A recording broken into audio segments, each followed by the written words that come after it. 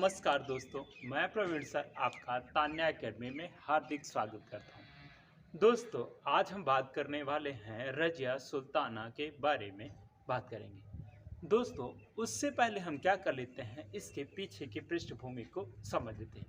हमने बात की थी गुलाम वंश के बारे में। गुलाम वंश में आप देखेंगे जो पहला शासक था उसका नाम था कुतुबुद्दीन ऐबक।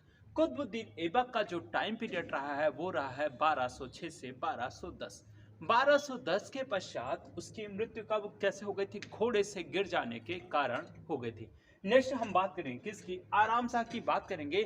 तो आराम शाह को जूद के मैदान, कहाँ पे, जूद के मैदान में किसने पराजित किया, इल्तुतमिश ने पराजित किया। और इल्तुतमिश ने जब पराजित किया तो शासक कौन बन गया, इल्तुतमिश शासक बन गया।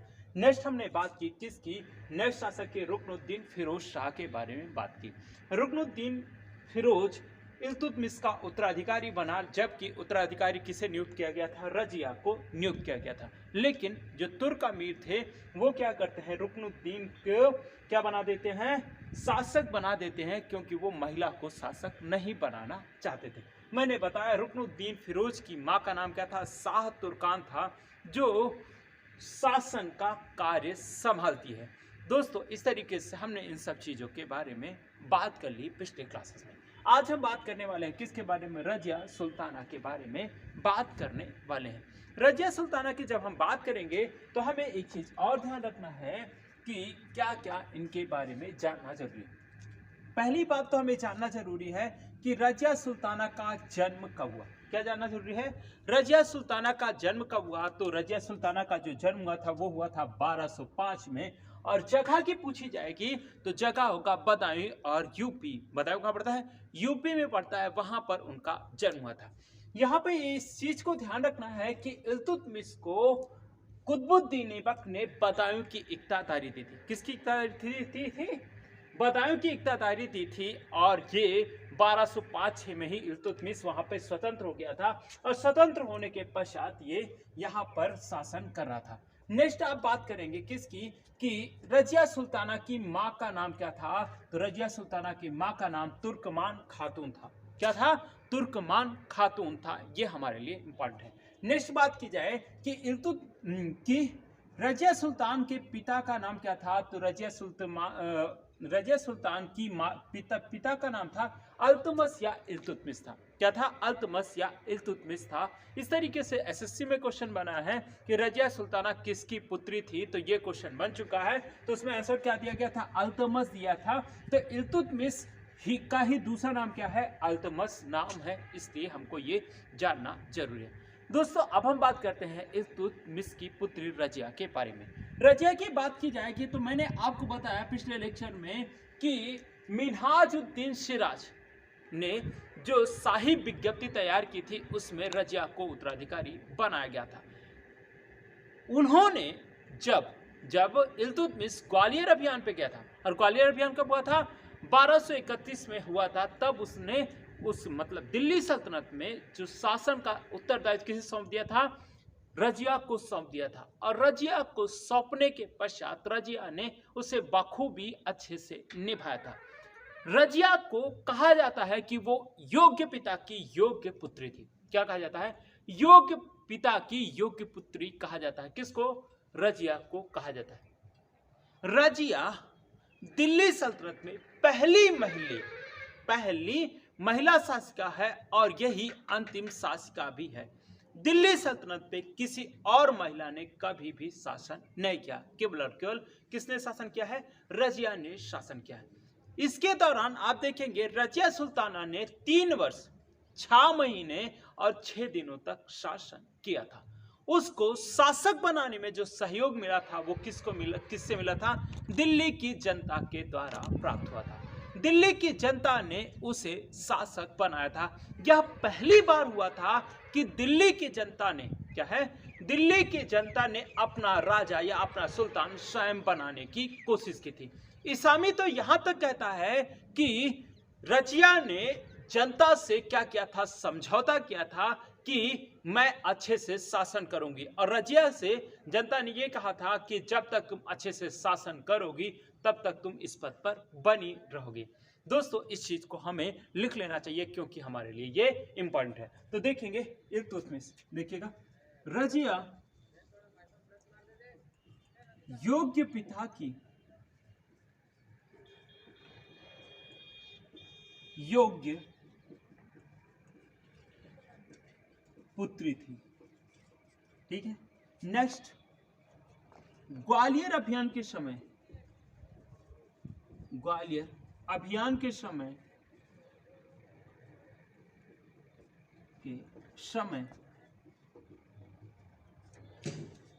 दिल्ली का प्रभारी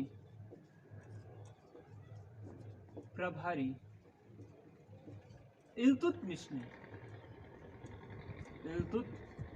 ने रजिया को बनाया था, बनाया था। नेक्स्ट, रजिया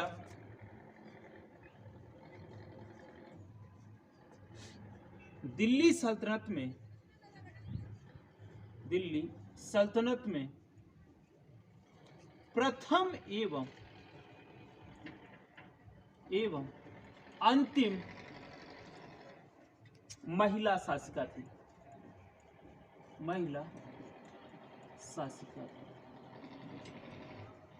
ठीक है, इसे लिख लीजिए, अपनी स्क्रीनशॉट ले लीजिए।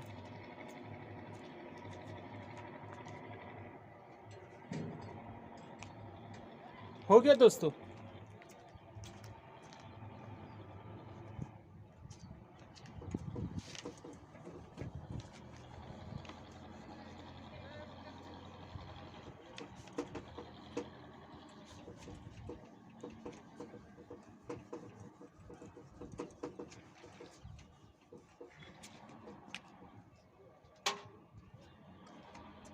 दिल्ली की जनता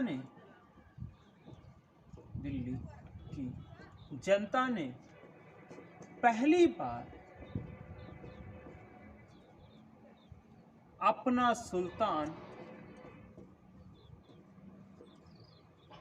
स्वयं चुना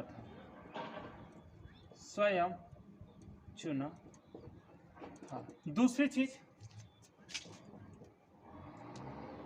रजिया ने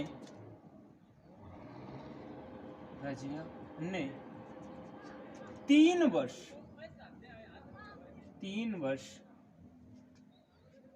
6 माह 6 दिनों तक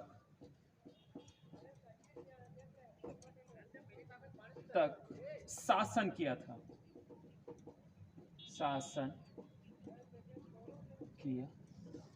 ठीक है, इसामी की बात की जाएगी तो इसामी क्या कहता है कि इसामी अपनी रचना फुतूह उस सलातीन में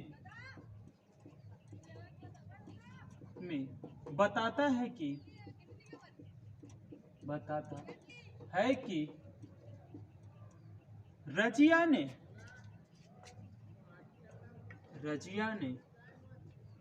समझौता करके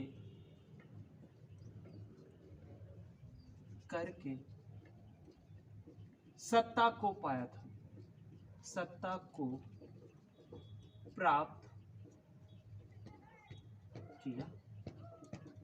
ठीक है, कि जब तक हम क्या करेंगे, ढंग से काम करेंगे, तब तक हम सब पद पे बने रहेंगे। लेकिन क्या होगा, जब हम ढंग से काम नहीं कर पाएंगे तो क्या होगा, मुझे पद से हटा दिया जाएगा। ये हमें ध्यान रखना है। नेक्स्ट बात की जाएगी तो उन्होंने क्या है कि ये क्या एक चीज ध्यान रखना है कि दिल्ली की जनता ने पहली बार किसका प्रयोग किया है, सुल्तान स्वयं चुना था। और दूसरी चीज, रजिया ने कितने दिनों तक शासन किया है, 3 वर्ष 6 माह और 6 दिनों तक शासन किया है।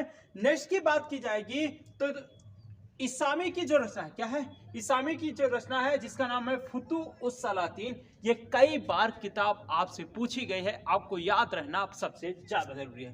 तो क्या है, समझौता के बारे में विवरण कहाँ पे दिया गया है, फुतूहुस सलातीन में दिया गया है। और एक चीज और ध्यान रखना, ये क्वेश्चन असिस्टेंट प्रोफेसर में पूछा जा चुका है कि किसके अनुसार इल्तुतमिश की पुत्री रजिया ने जनता से समझौता करके शासन सत्ता को प्राप्त किया था। तो इसामी की रचना फुतूहुस सलातीन के द्वारा यह कार्य बताया गया है। नेक्स्ट अगर बात की जाएगी तो उसने क्या है, रजिया ने क्या किया, उसने अपने स्त्री लिबास को त्याग कर, क्या है, स्त्री लिबास को त्याग कर पुरुषों के वस्त्र धारण करने शुरू किए। क्या किए, पुरुषों के वस्त्र धारण करने शुरू किए। देखिएगा दोस्तों क्या होगा जब कोई महिला शासक बने, क्या है, जब कोई महिला शासक बने तब समस्या ये होती है कि पुरुषवादी जो मानसिकता है उसे जीने देना नहीं चाह रही होती है। कैसे, कि उनको लगता है कि कोई महिला शासक कैसे बन सकती है, और इस्लाम धर्म में आप देखेंगे कि कोई महिला शासक बन ही नहीं सकती थी, ऐसा माना जा सकता है। और रजिया तो एक स्त्री थी, रजिया तो एक स्त्री थी, तो इसलिए उसको ढेर सारी समस्याओं का सामना करना पड़ेगा। सामना क्या है कि वो अच्छे से संचालन कर सकती थी शासन को, लेकिन क्या है जो तुर्क अमीर थे उसे वो करने देना नहीं चाह रहे थे। तो रजिया क्या है, वो खुले दरबार में आना शुरू कर देती है, कोट और टोपी पहनती है, और स्त्री के जो पर्दा था वो क्या कर देती है, हटा देती है। इससे क्या होता है, तुर्क अमीर क्या है, तुर्क अमीर इन चीजों का विरोध करना शुरू कर देते हैं। क्या कर देते हैं, तुर्क अमीर इन चीजों का विरोध करना शुरू कर देते हैं। हमको यही नहीं समझ में आता है कि ऐसा हुआ क्यों। समस्या ये है ना कि हमारे यहाँ की पुरुषवादी मानसिकता बहुत ज्यादा हावी हो गई है। हावी क्या हो जाती है कि आप देखेंगे कि जो व्यक्ति जो कार्य कर सकता है उसे बार बार इन चीजों में रोका जाता है। जैसे कि आपने देखा होगा कि घर में भी कि स्त्रियां मतलब महिलाएं कुछ करना भी चाह रही होंगी तो उनके घर वाले ही ये कहते हैं कि नहीं तुम्हारे लिए ये नहीं बना है, ये है वो है, दुनियादारी की बात की जाती है। ये सारी चीजें जो है वो क्या करती है, महिलाओं को आगे आने से रोकती हैं, जो कि ऐसा होना नहीं चाहिएगा। यही कार्य किसके साथ हो जाता है, रजिया के साथ भी होता है, क्योंकि दुनिया से वो तो बची नहीं रहेंगी ना, इसलिए रजिया को भी इन सब चीजों को सामना करना पड़ता है। तो हम लिखेंगे किसके बारे में कि रजिया ने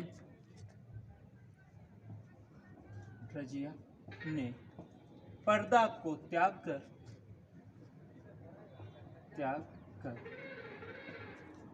कोट और टोपी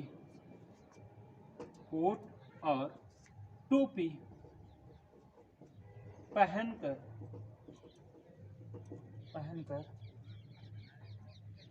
दरबार में आने लगी।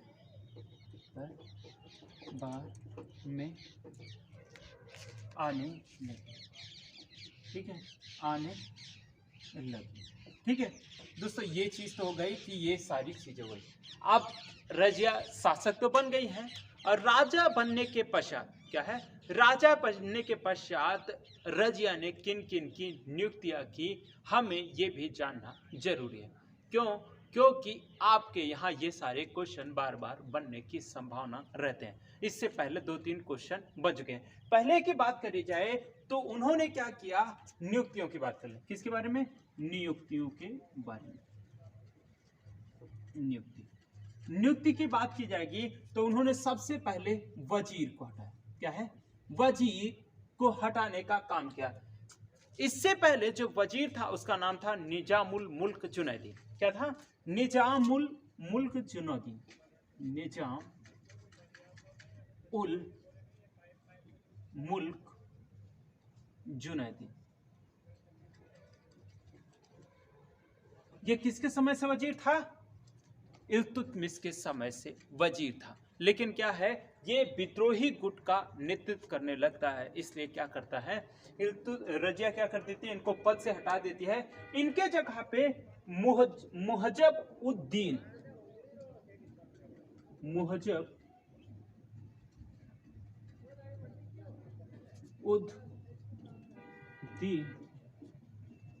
को वजीर बनाती है। क्या है, वजीर बना दिए। तो इसे देखिएगा, पहले वजीर के पद में कौन था? निजामुल मुल्क जुनैदी था, लेकिन उसकी जगह पर उन्हें हटाकर किसे बनाया जाता है? मुजहब उद्दीन को वजीर बनाया जाता है। ये चीज हमारे लिए इंपॉर्टेंट है। तो पहले नियुक्ति ये लिख लीजिएगा, फिर आगे बात करते हैं।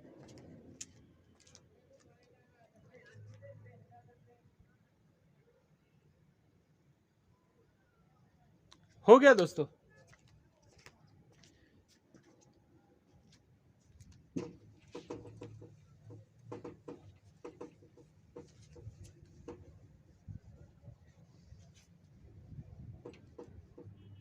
नेक्स्ट की बात की जाएगी तो मलिक सैफुद्दीन ऐबक बहतूत, मलिक सैफुद्दीन ऐबक बहतूत को सेना अध्यक्ष बनाया। ठीक है, आपसे पूछा जाए कि इल्तुतमिश की पुत्री रजिया ने किसे सेना अध्यक्ष बनाया था, तो उसका नाम क्या था? मलिक सैफुद्दीन ऐबक बहतूत को उसने बनाया था। नेक्स्ट बात की जाएगी कि और क्या किया था, तो भटिंडा का इक्तेदार अल्तुनिया को नियुक्त किया था। किसको? भटिंडा का इक्तेदार किसे? अल्तुनिया को नियुक्त किया था। ये क्वेश्चन हमसे बार बार पूछा जाता है। भटिंडा का इक्तेदार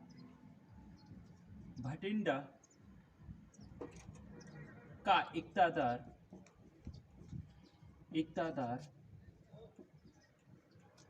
अल्तुनिया को नियुक्त किया। किसको? अल्तुनिया को नियुक्त किया। ठीक है, नेक्स्ट बात की जाए तो उसने लाहौर का इक्तेदार कबीर एयाज को बनाया। किसको बनाया? कबीर एयाज को। लाहौर का सूबेदार इक्तेदार की जगह पे सूबेदार भी लिख सकते हैं। सूबेदार किसे बनाया था? कबीर खां एयाज।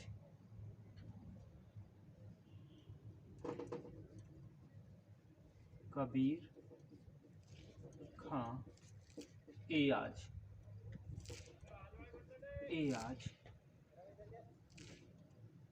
दोस्तों इस चीज और याद रखना है कि क्वेश्चन पूछा गया है किसे हजार मरहत कहा गया है। क्या कहा है? किसे हजार मरहत कहा गया है, तो कबीर खां एयाज को ही हजार मरहत ही कहा गया है। तो लिखिएगा हजार मरहत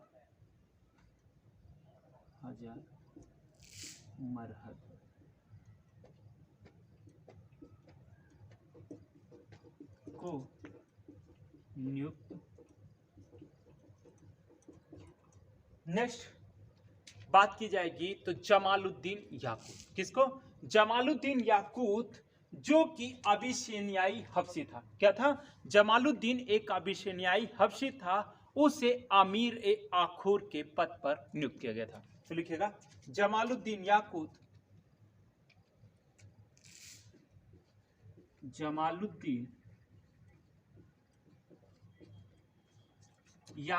को देख रहे हैं, ये चीज पूछी जाती है वो क्या था, तो एक अबिसिनियाई हबशी था। अबिसिनियाई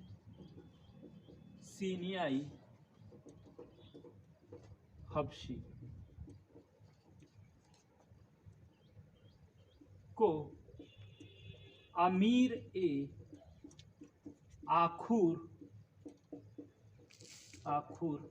के पद पर नियुक्त किया।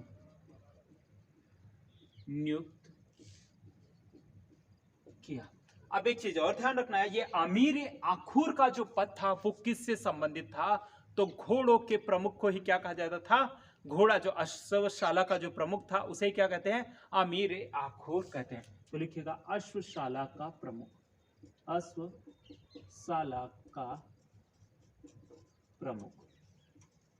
ठीक है दोस्तों, इसे लिख लीजिए या फिर स्क्रीनशॉट ले लीजिए।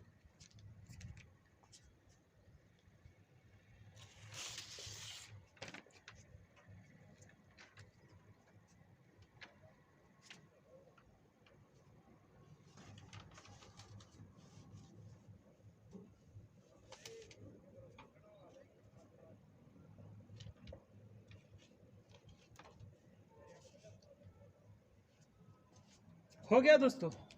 अब हम बात कर लेते हैं एतगीन के बारे में, क्योंकि सब ने किसी न किसी योग्य पद को प्राप्त किया था। और यही दोस्तों ध्यान रखना, यही जो लोग हैं, यही लोग क्या बनेंगे, बाद में विद्रोही भी बनने वाले हैं।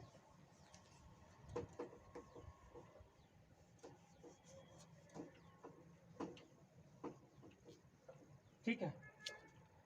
एतगीन को अमीर ए हाजिब के पद पे, एतगीन को अमीर ए हाजिब, अमीर ए हाजिब के पद पर नियुक्त किया। किसकी बात की मैंने, अमीर ए हाजिब। ये क्वेश्चन आपसे बार बार मिलाने के लिए पूछा जाता है कि अमीर ए हाजिब का संबंध किससे है। तो अमीर ए हाजिब जो होता था वो होता था दरबारी शिष्टाचार से संबंधित। किससे, दरबारी शिष्टाचार से संबंधित। लिखेगा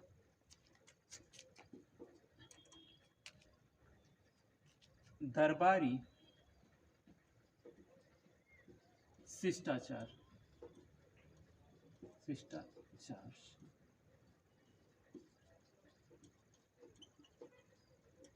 ठीक है दोस्तों, नेक्स्ट आपसे क्वेश्चन पूछा जाता है कि बलवन किस पद पर नियुक्त था।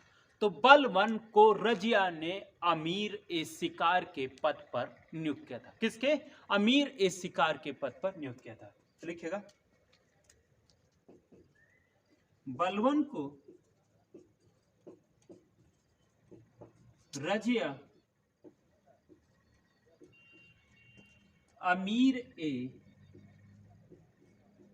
शिकार के पद पर, शिकार के पद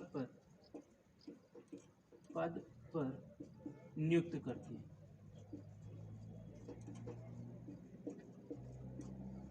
अब हमको ये समझना है कि अमीर ए शिकार पद क्या है।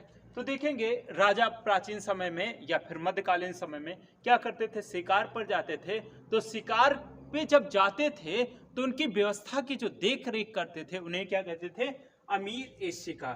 तो शिकार के समय, शिकार के समय व्यवस्था को देखने वाला, को देखने, इसे लिख लीजिए या फिर स्क्रीनशॉट ले लीजिए। ठीक है, हो गया दोस्तों।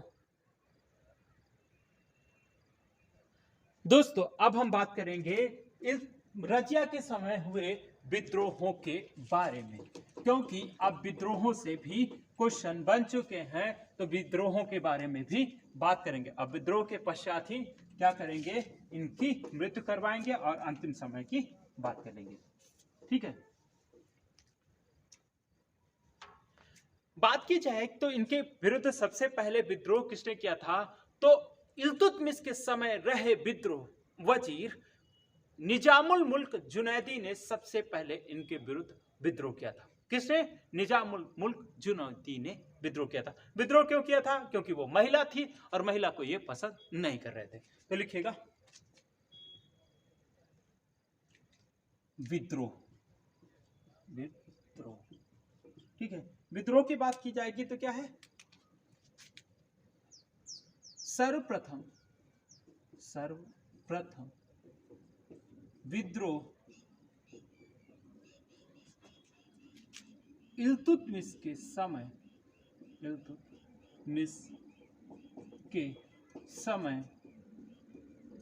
रहे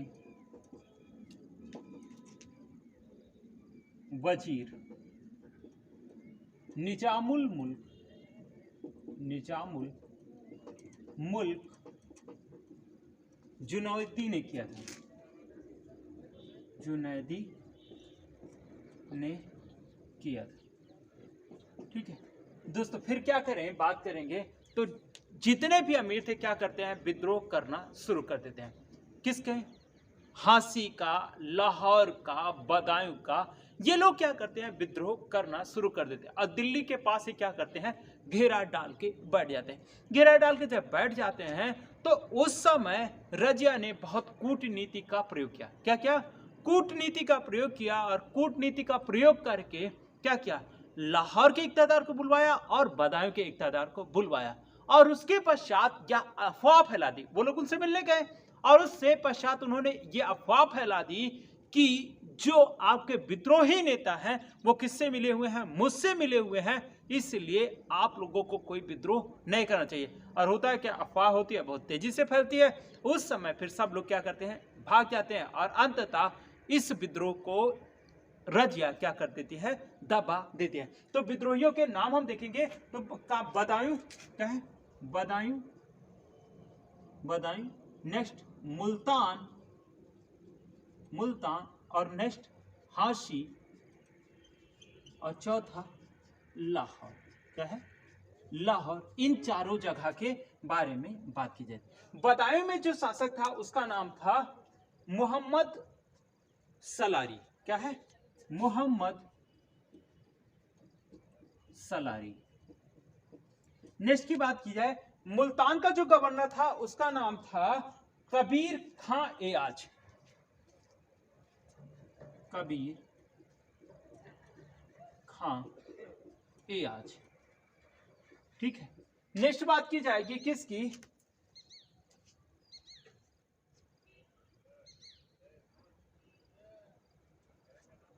मलिक सैफुद्दीन। हासिल का कौन था? मलिक सैफुद्दीन।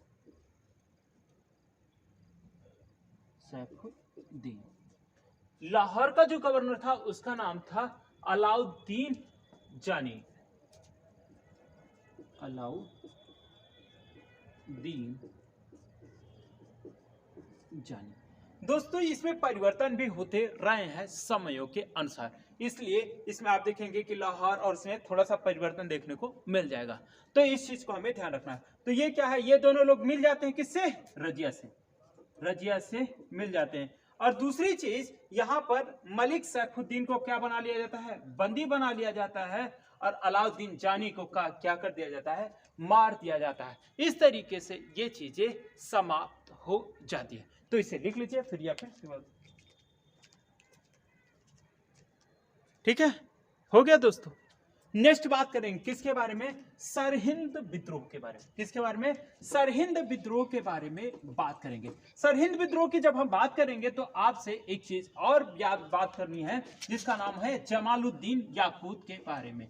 देखेंगे कि जो ज्यादातर सुरक्षा का कार्य कर रहा था रजिया का, वो कौन कर रहा था? जमालुद्दीन याकूत कर रहा था, जो कि अमीरों को पसंद नहीं आ रहा था। किसको पसंद नहीं आ रहा था? अमीरों को पसंद नहीं आ रहा था। इसलिए सरहिंद में जब विद्रोह हुआ तो क्या किया गया? पीछे देखे क्या है? उसको अलग कर दिया गया। किसको? रजिया और अल्तुनिया को अलग कर दिया गया।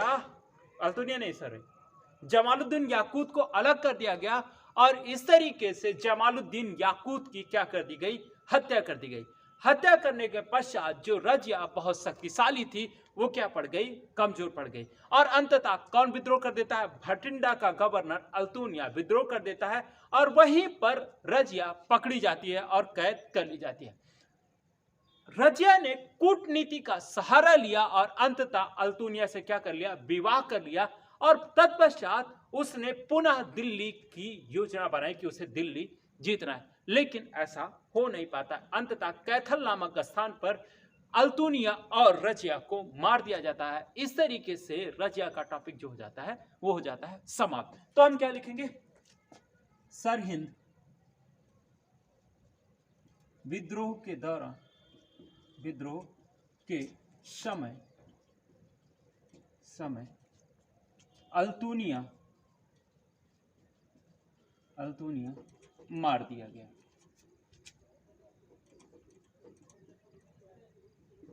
नेक्स्ट,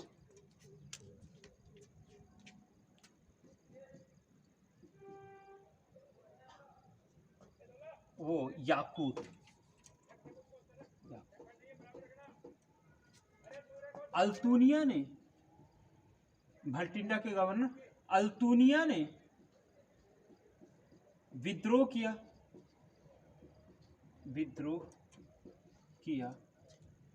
उसी विद्रोह के समय विद्रोह को दबाने रजिया गई और बंदी बना ली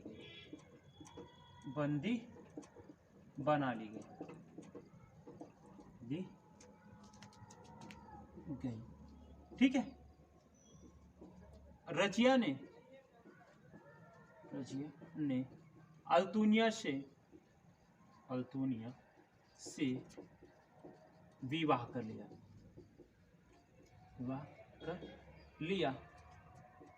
पुनः दिल्ली की ओर बढ़ी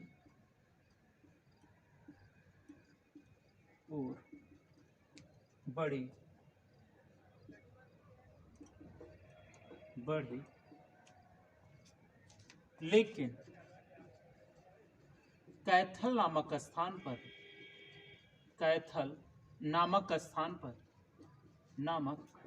पर मार दी गई।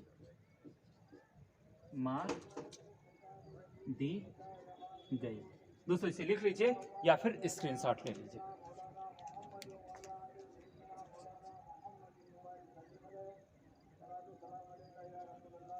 हो गया दोस्तों। ठीक है। अब एक चीज और ध्यान रखना है कि इल्तुत रजिया से क्या क्या क्वेश्चन बन सकते हैं जो हमारे लिए इंपॉर्टेंट है। बात की जाएगी तो क्या है कि इसके प्रेम संबंध, याकूत और रजिया के प्रेम संबंध के बारे में बात कौन करता है? तो इसके बारे में बात करने वाला व्यक्ति था इशामी।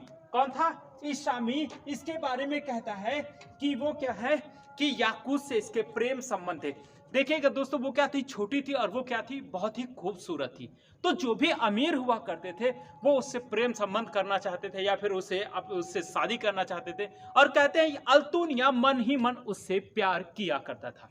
तो इस दौरान क्या होता है, उसके बारे में अफवाह फैला दी जाती है कि याकूत और उसके मध्य क्या है? प्रेम संबंध है। किसके मध्य? रजिया के मध्य प्रेम संबंध है। और ये चीज आप देखेंगे, जब कोई गलत चीज होती है तो ये अफवाह जो होती है वो बहुत तेजी से फैलती है। इस कारण क्या होता है कि जिसे पराजित ना कर सको, क्या है एक स्टेटमेंट अगर ध्यान रखा जाए तो जिसे पराजित ना कर सका जाए तो उसे क्या कर दिया जाता है? बदनाम कर दिया जाता है। लेकिन दोस्तों जिसमें योग्यता होती है उसे कोई कुछ भी नहीं कर पाता। लेकिन होता है क्या है कि जब 100 लोग आपको मारने के लिए ही लग जाए तब आपका मरना तो स्वाभाविक ही हो जाता है। तो लिखिएगा इशामी ने रजिया और याकूत के प्रेम संबंधों के बारे में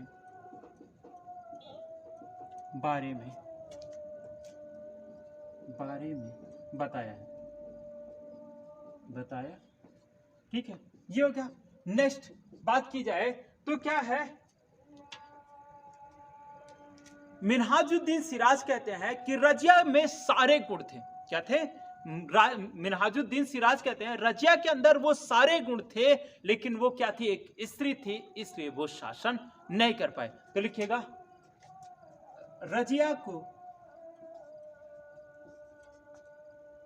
रजिया एक स्त्री थी, एक अच्छी शासिका थी, लेकिन महिला होने के कारण उसका यह गुण लेकिन महिला होने के कारण यह गुण उसके कोई काम का नहीं था। ठीक है, ये किसने कहा था? मिनहाज उस सिराज ने। किसने? मिनहाज उस सिराज। ठीक है दोस्तों, नेक्स्ट बात की जाए तो क्या है कि इशामी ने कहा कि रजिया को क्या करना चाहिए? चरखा काटना चाहिए, ना कि सिंहासन पर बैठना चाहिए। तो लिखिएगा रजिया को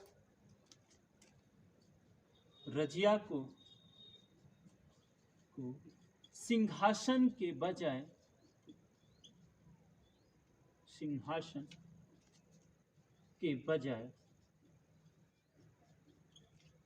चरखा संभालना चाहिए।